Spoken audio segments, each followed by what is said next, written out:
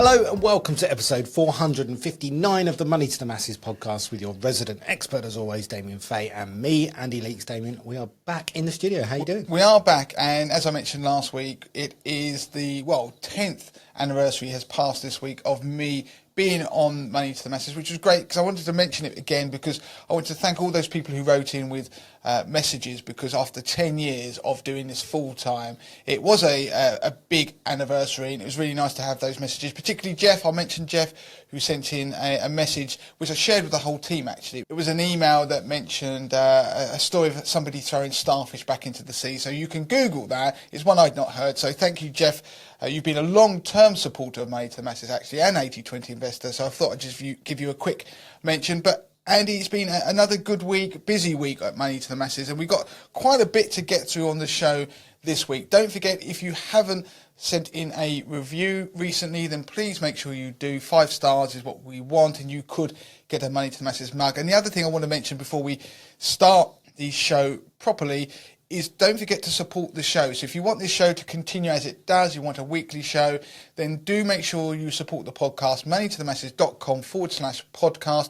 On that page, you'll find a whole host of things that you can do to support the show, from joining the newsletter, which you will get each week with all the news stories of the week, the key ones. That comes out on Sunday at 10 a.m. And also there are lots of deals and offers on there, some of them exclusive to Money to the Masses members, covering all sorts of things from insurance to investment products that you can utilise. And we may get a small payment for you taking out a product via our affiliate link. So it's just the sort of way that all the other websites you know out there are funded, like Money Saving Expert, for example. So it's a way of you supporting the show and thanking us for all the work we do in providing everything at Money to the Masses. And also don't forget that we are recording this show this week on YouTube, so you can watch us in person if you want to. The video will go up a little later in the week than when the audio podcast comes out, and you can use that to put your questions and comments about the show. You could maybe even comment about the fact that we're both wearing shorts this week, but unfortunately you can't actually see that because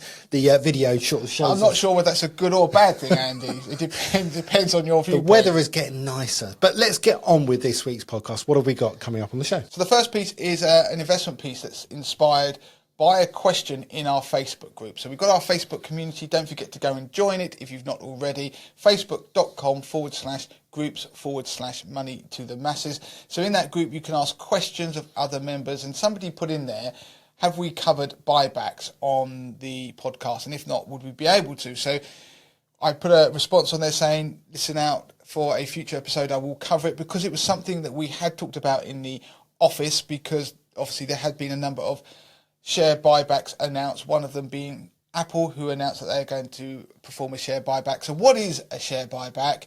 How does it work? And how does it impact people who invest in the company? And can you potentially benefit from them? The other piece is actually inspired by a review that we received. So recent weeks I read out a review from a member that mentioned about their child had actually listened to the show and started to put in action some of the tips and advice that we'd given, and they actually had quite a nice sum already invested. And from that, there was a further piece that I received, an email that described what that person had been doing and how they'd actually enabled their child to get onto the investing ladder, as it were. So what I wanted to do was a piece on how parents can help their children. So we're talking about young children and their adult children, but in ways that are quite subtle. It doesn't mean you've got to have lots of money to be able to help them. Ways you could do things that could give them a bit of a foot up, a leg up in life. And the third piece that I want to do is about energy. Now, this month marks an important point in the calendar for everybody with regards to their direct debits and their energy bills. You want to listen to that at the end of the podcast. Okay, so let's get on with this week's show then. The first piece, we're going to be talking about share buybacks. Yes, so this, as I mentioned earlier, was inspired by a question in our Facebook group. And the question was, what are share buybacks? How do they work? So I wanted to do a piece on share buybacks, and you may have heard the word recently because Apple announced in their latest earnings results that they are going to be carrying out a share buyback. So that understandably there'll be a lot of people thinking, well, what is it? Because usually when it's been announced that there will be a share buyback, the share price of that company goes up. So a share buyback is where a public listed company, so a company that you can buy the shares of openly on the stock exchange, decides that they are going to go and buy back their shares, and they will buy them from the open market usually. So what they will do is they could be like Apple, that will have billions of dollars of cash available to invest in whatever it may be they want to do in the company, so for the future profits of the company, but they may instead decide to use that money to buy back their own shares. So it can happen a number of ways. It can be that existing shareholders can be offered to have their shares bought back from them, so they would actually effectively end up cashing out. But what's more likely is that they go out into the open market and then buy back a certain amount of shares. Now, the way they might announce the buyback is by saying they're going to announce so many billions pounds worth of shares being bought back. So in the case of Apple recently, they announced that they were going to buy $110 billion worth of their own shares back. HSBC actually announced a buyback recently, and theirs was $3 billion in size. So they might announce the amount of money they're going to use to buy shares back. They could actually announce the number of shares they're going to buy, or the percentage of outstanding shares out there in the marketplace that they're going to buy. So in the case of Apple, it's £110 billion they're going to put towards share buybacks. Now, they will go out into the market over time and actually buy those shares. So why would they do that? What is the point? Now, the way you've got to think about it is, if you're a company like Apple and you have lots of money that may be on your balance sheet, and you could do something with that, you might look to invest it. And one way you could sit there and think that if a company decides to buy its own shares, then what it's really saying in one way is that the best investment opportunity out there is actually to buy its own shares and invest in itself, which on a very basic level might be something that you would deem as quite bullish, or something very optimistic by the management of that company, to say that they actually think the future for the company is very bright. Because don't forget, they obviously know more about the future of the company, where the direction it's going to go, maybe its earnings potential, than you do as an investor. So that is one thing. And so the idea generally is that a buyback is positive for a share price. And you may see, when there's been an announcement of a share buyback, that the share price leaps, and that is exactly what happened in the case of Apple recently. So what happens is the company will go out and buy shares from the market. So if you think about it, there is a limited supply of shares in any given company out there. So Apple will go out there and buy £110 billion worth of shares, and so what it will do is it will reduce the pool of shares that are out there for the public to own. And so what that does in turn is that actually increases certain valuation metrics. So when you look at things about earnings per share, so when you talk about the valuation of a company, you might look at the earnings per share, and that means that you look at the net income of the company, and you therefore divide it by the outstanding shares that are out there. So obviously the earnings divided by the number of outstanding shares, well, that figure will go up because there will be less shares. So that as a valuation metric is something that's positive, and it's all about trying to return value back to the shareholders. And so by buying back shares, it will probably cause more investors to be attracted to that particular stock. So while the earnings per share may go up, you don't need to really understand this, but another valuation metric, which is the PE ratio, so it's the price to earnings, that goes down, because obviously the price of the earnings per share, when you look at it, it's a measurement where you divide one by the other, that actually reduces. It might attract a few investors. The point is that generally it's seen, conventional wisdom, that it drives up the value of the stock because there are less of them out there, and that in turn boost the value of the shares that people hold. So the share price will go up. So if you're an existing investor, you'll see your value of your stock that you've got go up.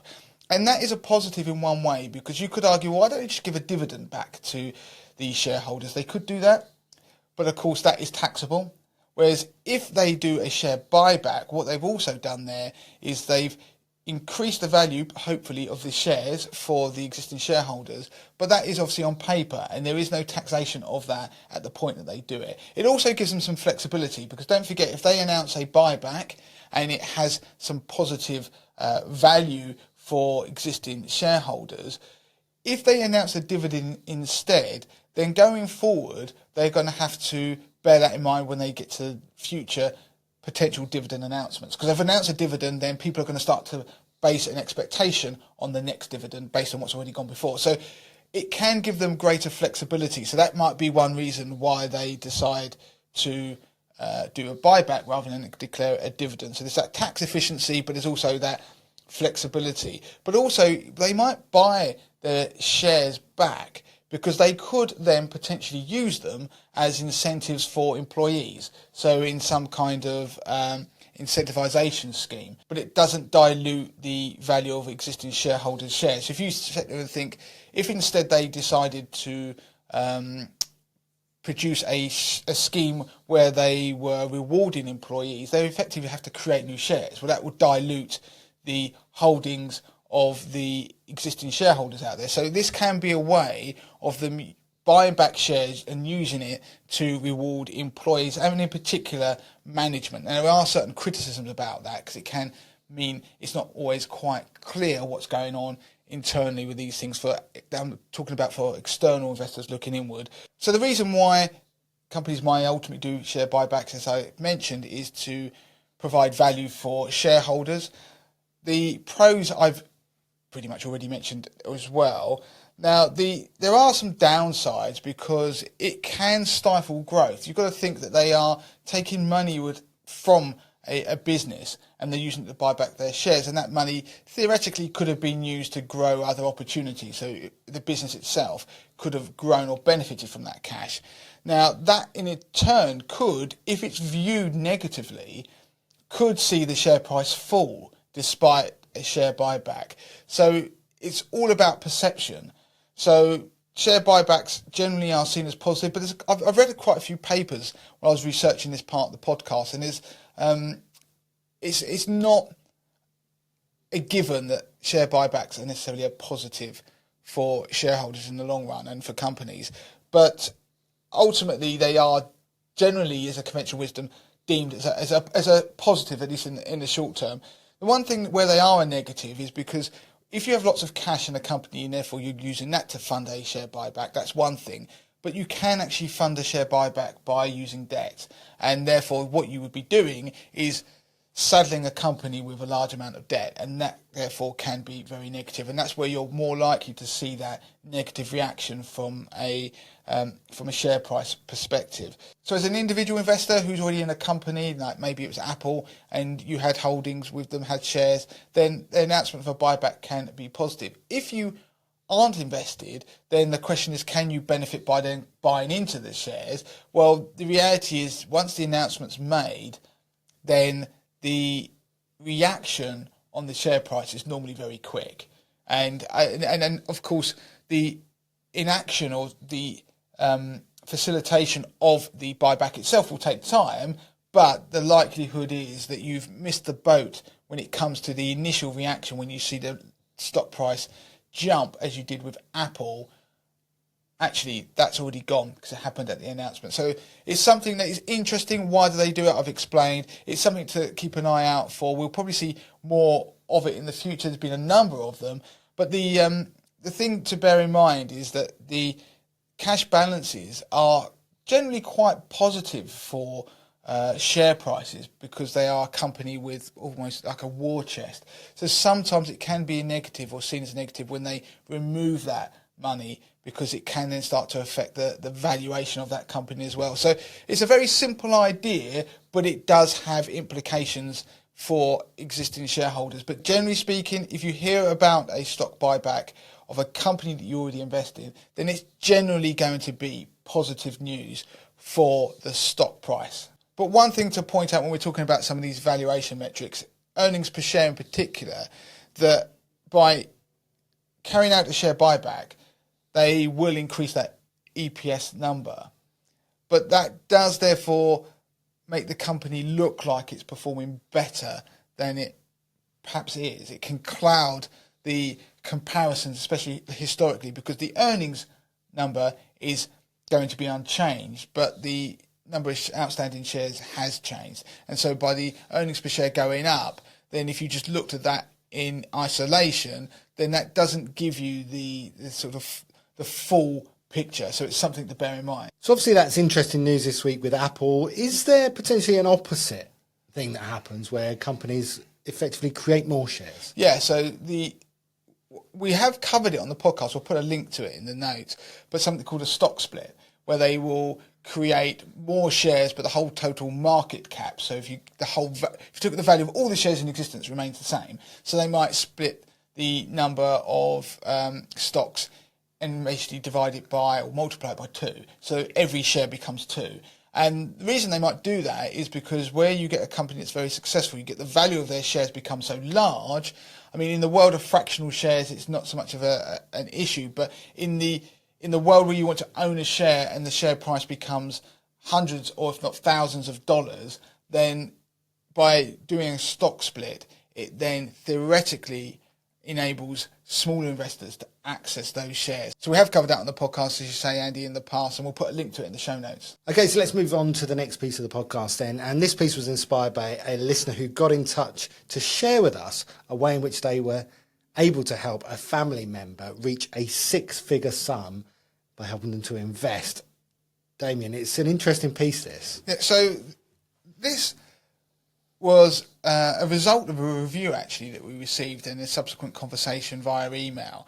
And the person said that they had helped their child, who was an adult, to get a 6-figure sum invested. And they were obviously pleased about that. But they mentioned how they did that is the child lives at home with them, but they allow them to live rent-free in their house on the proviso that they invest 50% of their salary. And that is how they've been able to build this sizable investment pot. And I looked at that and I started talking to the rest of the team. And I liked the idea. And it was thinking about things slightly differently because obviously for that person, it didn't cost them anything notionally to allow their child to live at home now that they were an adult. But there was this proviso they had to invest. In this case, it was 50%, but you could any portion of their salary into some kind of investment, and they therefore are set up for a hopefully positive and bright future financially. So this got me thinking about alternative ways to help children, because we've talked about the Millionaire podcast before, so how to make your child a millionaire by starting off very small. We'll put a link to that in the show notes, because you can do that from when they're very small and you can end up putting away as little as about sort of £15-20 a month, and it can really snowball, and by the time they end up being old and grey, they can inevitably be millionaires by the power of compounding. But I wanted to look at it in a slightly different way, because not everybody has money that they can help their children with or give them. And so we were starting to think about, well, were there other ways? So taking this example here where the person had done 50% of their salary had to go into investments, well, you can vary that. It could be a much smaller amount, but just getting them into the habit of investing. Now, one of the discussions came about in the office, which was, well, rather than forcing them, or agreeing, I should say, to put money away and start investing, well, you could actually charge them a rent, but you actually take that rent and you invest it, or you put it into a savings account, and then at a future point when they are looking to move on or whatever it may be, you can then present them with that. Now, that is an alternative method, because then you can decide whether you want to give it to them or not. But the one thing I did like about the former option, which was that they were encouraged to invest themselves, they've actually explored and learned to invest in a sensible way. Whereas if you do it for them, then when you give them money back, I think less has been learned, and actually they're less likely to carry on and invest, because they haven't actually invested themselves. They've not earned anything. Yeah, and I think without that knowledge of knowing that they're putting their own money away and investing for the future, it maybe seem more of a gift, if you like, at the end, a bit of a Brucey bonus. And so there isn't that sort of like investing knowledge, like you say. Yeah, and so I think that's the important bit. That's why I quite like this. So I'm going to carry on and run through some ideas. There's a range of things I'm going to mention. I'm not going to go into each in detail. It's just really to spark ideas, and people can go and find more information via the links that we're going to give. And some of these are things I know that people have done. There are some people in here that some people might not just almost ethically agree with. And if you have any ideas that I don't mention, because there's going to be lots of them out there, then please put them in the Money to Masses group or email them in, because I'm intrigued and it's a discussion point. Now, one of them that I know that going to university is incredibly expensive, and people will take out student loans, and I know the system has always been that it's seen as more of a contribution, that you end up not having to repay all of the loans, and things have changed in recent years, and we've done a podcast on that. But the reality is that students can end up being or leaving university and having a lot of debt, and that can put some people off. But there's also that burden that carries on through a large portion of their working life. Now, one idea that I know has happened and people have done it, and it said it's worked successfully, was where somebody wanted to put their children to university, and they actually happened to have two children going at the same time through university, and they didn't want them to have that burden but wanted them to have the experience. So the agreement was that the children would take out their student loans but then would give them directly to the parent, because they used it as a cheap way of taking out a loan to put their children through university. So the parent took the money. The children were then given a regular allowance that was enough for them to live at university and go out and have fun, but it was streamlined. So it kind of taught them a bit of budgeting. There is an argument whether there was an element of controlling that, and some people might not like it, but it does start to make people budget because they don't have all their money at once. I can tell you now, when I went to university, which I know it was quite a while ago, but as soon as everybody got all their grants in those days or their loans, they'd go out and just kit their rooms out with the most expensive gear and then be broke within about a term.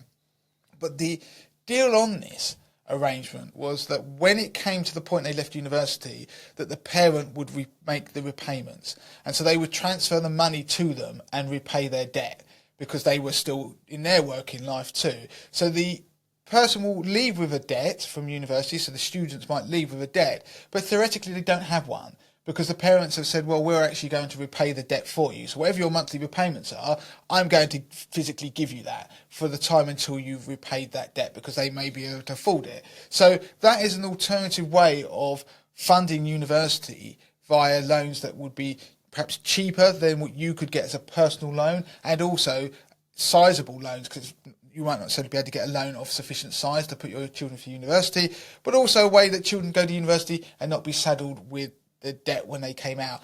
It won't work for everybody, but it did work for the people who used it, and then they weren't saddled with that debt, and they were able to start their working life without that feeling of actually having to repay their student debt. So that is another way.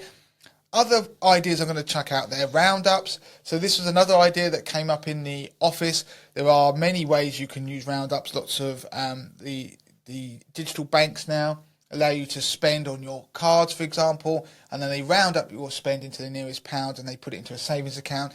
You can even use things like Moneybox, which enable you to invest the money. You could use that principle from young and start to put that money aside. So you are spending a bit more than you would do normally, but you are just rounding up the pence to the pound and therefore using that to put it aside. So this is, again, doing something slightly differently, but it's enabling you to help your children.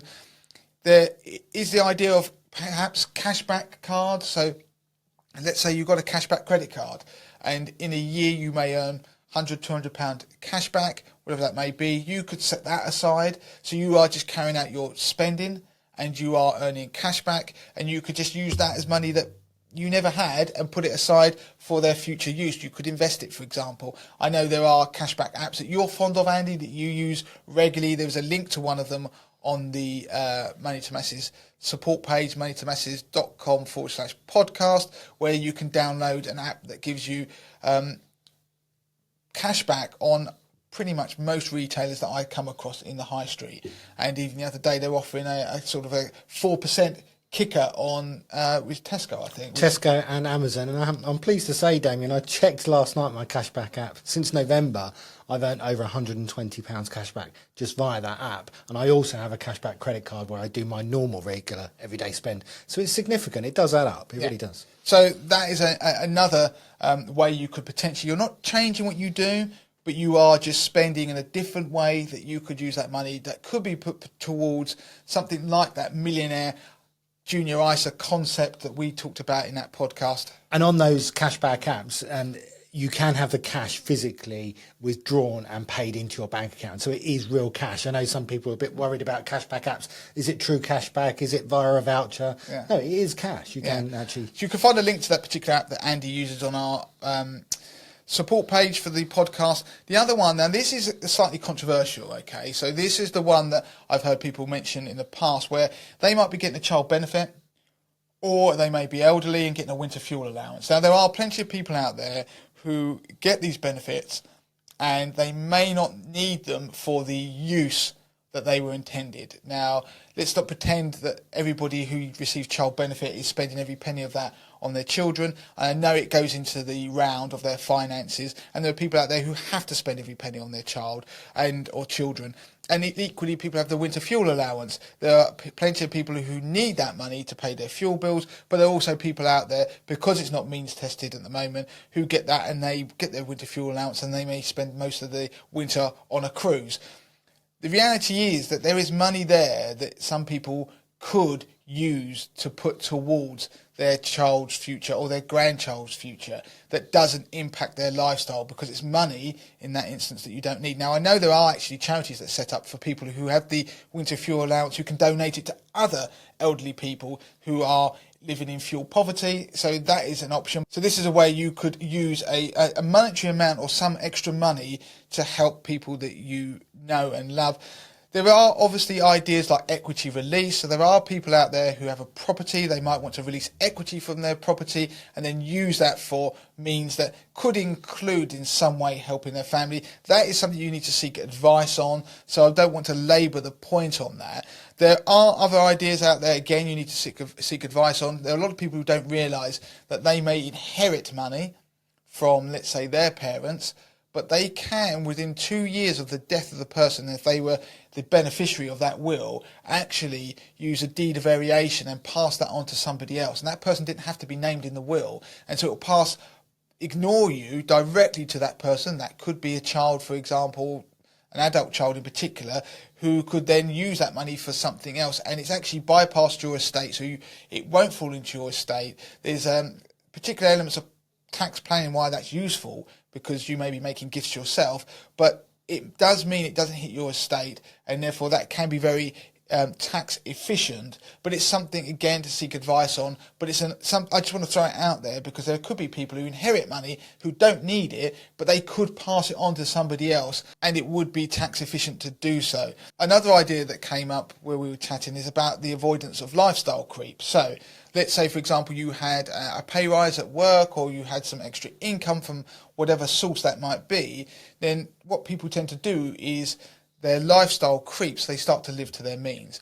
Instead of that, where we've talked about paying yourself first and you might try to pay more into your pension, you could use the extra money and deliberately use it for the benefit of, say, your children, whether that's investing in a junior ISA, whether that's something else entirely. So when you do get a pay rise, you could decide to keep your lifestyle as it is and use that extra money for something else. And a good example of that recently is the extra money that people have had in their pockets from the national insurance cuts. So that, again, could be a way that you can start to help your children. It's money that you haven't changed your lifestyle, but it's money you didn't have previously. And if you don't need it and you can live without it, then you could use that and help somebody within your family. Now, there are things like guarantor mortgages. Again, that is something that you will need to talk to somebody about and get advice on, but they do enable you to help somebody get on the property ladder. The problem is that as a guarantor, you then have a liability. You are if they don't pay the mortgage, then obviously your name is on that as a guarantor, and therefore there's going to be a financial burden for you. There are other types of mortgages that exist out there as well, which we've covered on the podcast before. We're going to put links to them in the show notes. But there are mortgages, for example, concessionary mortgages allow you to sell your house to your children at a discounted price, which means they'll only pay stamp duty on that discounted price. But it can appeal to people who want to downsize and would have given a discount as a gift. So I don't want to go into detail, but there are things to consider. There is a podcast we're going to link to on that. The other thing, there are types of mortgage products that exist out there. So Barclays have a springboard mortgage, which is a mortgage that enables people to buy property without a deposit. And so it's arranged on a 100% loan to value basis. But there is a helper, which could be you as a parent, where you have to put down 10% of the property purchase price in an account as security. So effectively you get a 10% of that property price, you put it in an account and you earn interest on that money, but you can't access it for for a set term, which will be a number of years of that mortgage initially. So again, we'll put links in the notes. You can find out more about that. So there are products, and the thing to do is go and look at services like Tembo is a very good one out there that deals with first-time buyers. But go and speak to a mortgage broker, because there are things out there that you can do if you have, say, assets that you don't want to lose, but you may be able to use them to help people on the ladder. There are other ideas. Somebody's talking about, could you help your children with credit? So unfortunately in this world, that having a good credit report is something of benefit. So people were talking about, well, could you help your children's credit report? And now thinking this through, there isn't a product or anything that can help you do that. But if you teach your children how to use credit wisely, then as a parent, you could, in theory, they have a credit card if they turn 18, but then they start to build a history of repaying credit and using it responsibly, even if it's small amounts, and you end up being the person that ends up helping to pay that, then that will be a positive over the long term. But that is something that's a little bit, I think, kind of fringe. But there is something in that, being able to use credit. But it's one of those things that I never learned how to use credit responsibly when I was young, and obviously I then ended up getting into debt like most people do, and didn't realise the importance of maintaining a balance of certain levels and repaying it and all those kind of things, and clearing debt with savings. So that is something that perhaps could benefit young people if they learn how to do it. Of course, there are things like ideas that you use things like Vinted to sell things like maybe clothes you don't need and get the profits of that, which you can then pass on to children. You can help, so you're getting rid of unwanted stuff. There are various different sites out there, things like eBay. There are also things like, from inheritance tax purposes, there are certain allowances that you're allowed to give away each year. That does involve you giving away money, but you may have, for example, grandparents who want to pass on money to children. Don't forget there's a larger inheritance tax allowance for people when they get married, so you can gift £5,000 to a couple who get married. That is something that may be of interest. So most of the other ideas are things where you could not do anything in particular, have to gift money, but they could help people. Another one that I want to just throw out there is that pensions. So you could have a pension and you may decide to put your children on the nomination of that pension, so the death nomination form, find out from your provider. Someone can inherit your pension without inheritance tax, so it could be tax-free if you die before age 75. After that, they can inherit the money after age 75. Now, what happens there is that they get the money, but they are taxed on the money that's taken out at their marginal rate of income tax. So there are benefits for people if they want to be able to perhaps pass on their pension, then they can do that without inheritance tax directly to people, and it could be their children, and that goes outside of their estate. So that is another benefit, but something to think about. So there's a whole range of things. There are people who are talking about maybe getting their children to, they might help them with their car, but they have to pay the insurance, so therefore they end up learning about the type of car that they'll be able to afford based upon insurance, because people often look at the car first, but forget about the other things, and it may make them a more responsible driver because they end up having things like black boxes, etc. It's not quite on the same theme as what I was going for, but they are ideas. So if you have any other ideas as to ways you can help children without fundamentally changing what you do or without gifting them money, because not everybody has spare cash to give people, then please do let us know, because I'm all ears. Okay, so let's move on to the final piece of the podcast then. We're going to be talking about energy. Now, May is a key month, really, when we're talking about energy, and specifically with our direct debits and the amount we pay each month. Yeah, so this was something that came about. Martin Lewis was talking recently about energy and the sort of the usage that people have, and it was quite an interesting chart that he shared. But I mean, everybody understands things in slightly different ways, and I found the takeaway that he was trying to make, I didn't find. I thought there was an alternative version that I thought was quite interesting that we're going to talk about on the podcast. So if you imagine what happens, you've got an energy bill, so it might be dual fuel, so gas and electricity, and let's just use a round number that they've estimated what your usage is going to be. So this is your energy provider I'm talking about. So let's just say that your monthly direct debit is £200 a month. Now, what will happen is that is the level. In an ideal world, it would stay at £200 a month. And then when you get to the end of the year, you have used exactly 200 times 12, £2,400. And they've estimated it correctly. Now, in reality, it doesn't work like that. But let's just pretend it does now for the ease of understanding. Now, what happens is that you're paying £200 a month. During the winter months, your usage of energy will go up, inevitably, because it's colder, so you need the heating on, and it's darker, so you need to have the lights on more.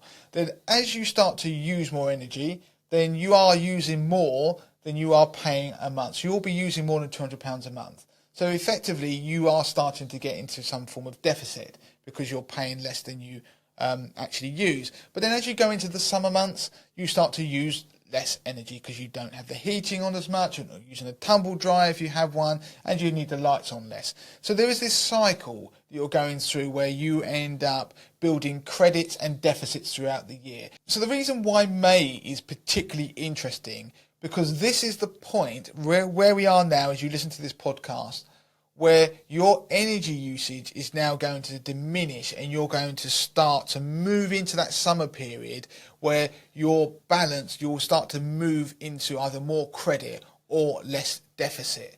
And that is a key part of the year. And the reason why I say you could be moving into credit or deficit, because interestingly, where you are in the year matters depending on when you started with your energy provider. So let me explain that. So let's imagine that you took out your energy bill in May. So you pay £200 a month, they've estimated. Now the reality is you're going to start using less and less energy. So you won't be using £200 a month. So there's going to be this bell curve that starts to build, if you imagine, as you go through the months where you have a balance. So a balance starts to build up and you actually start building a bigger and bigger and bigger credit because you're not using £200 worth of energy in a month. So about November, what will happen is you'll hit a level that's the highest credit you'll have with your provider, and roughly speaking it will be nearly 3 times your monthly direct debit on average, we're talking about, if you started with your energy provider in May.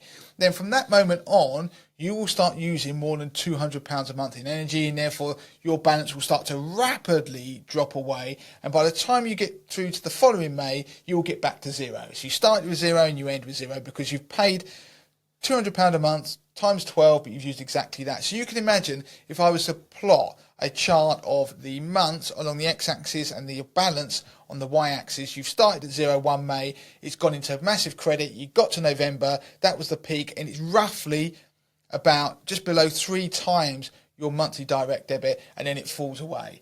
The problem is that depending on where you started, if you instead started with your energy provider in November, then what happens is you start off paying £200 a month, but you already start using more than that. And so you immediately go into deficit. And in theory, you will always remain in deficit because each month you're using more than you're paying until you get to May. And that's going to be your peak deficit. And then you're going to start using less than you're paying. And then by the time you get to the following November, so that's been 1 year, you'll go back to zero. So people who start in November, generally speaking, will always be in deficit and end up at zero at the end of each year. People who start in May will always be in credit, but they end up at zero in each May. So you can see that where you start your year matters. So when you're sitting in the office and someone says, oh, look at my energy bill or my account, I'm massively in credit, and you're sitting there looking at it going, blimey, I'm massively in debt. You could be both paying the same amount each month, using the same amount of energy, but depending on when you started matters. So if you're a November person, you're always pretty much going to be in a negative, and that negative will get down to probably about 2.5 times your monthly direct debit. And it's worse, and that's at May. It's always May because our usage then starts to change, and it will improve as you go back towards the following November. So the reason I brought it to the podcast, because I want people to go and look at their latest energy bills. So I'm talking about up to date. So you may be billed 6 monthly, but you may be able to see your usage via your smart meter. Work out how much in deficit or credit you are at the moment, but also then look at where you are in terms of your year. Did you start in May? Did you start in November? Or was it somewhere in between? Because that matters. Now, the point is that if you started in November, then at this point, you're going to probably be 2.5 to nearly 3 times your monthly direct debit in deficit, and it will get better. So I don't want people to panic. They can look at that and go, well, that's about where it should be. But everybody else, it should be less than that. Whereas equally, if you're at the point where you start in May every year, then you're going to probably be nearer 0. So the point is that when you want to look at your direct debits now and look at your bill, you should be no more than 2.5 times your monthly direct debit in deficit, or you should be heading to somewhere where you are towards 0 if you started your year in May. So if you have, let's say, 1 to 2 times your monthly direct debit in credit at this point now, then you are likely to have too much money in your account. So if you are paid up to date and you have that much in credit at this point in May, then you probably want to go and speak to your provider to say, look, can you have a look at my direct debits each month? I think I'm paying too much. And then if you are, and they estimate it, then what they will do is they can, if you ask for them, pay back the amount that you are owed as a lump sum.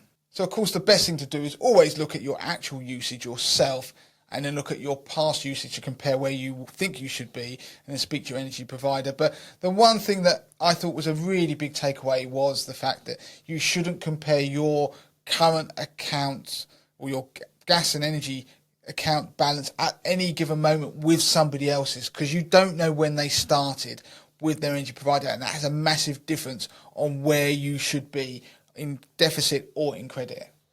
Okay, so that's it. We are done for this week's podcast. If you want to get in touch with us, you can do so in the usual way. It's Damien at moneytothemasses.com. You can contact me. It's Andy at moneytothemasses.com. Please do feedback on the show if you can on the YouTube video that will be going live just a few days after the audio version of this podcast. And please do also support us in all the other usual ways. Go to our podcast page, our dedicated podcast page. It's moneytothemasses.com/podcast. Do interact with our Facebook group as well. It's facebook.com/groups/money to the masses. And Damien, we've got lots going on Instagram and everything else. Yep, and of course YouTube. So I think that's all that's left, Andy, is for us to say until next time. Until next time.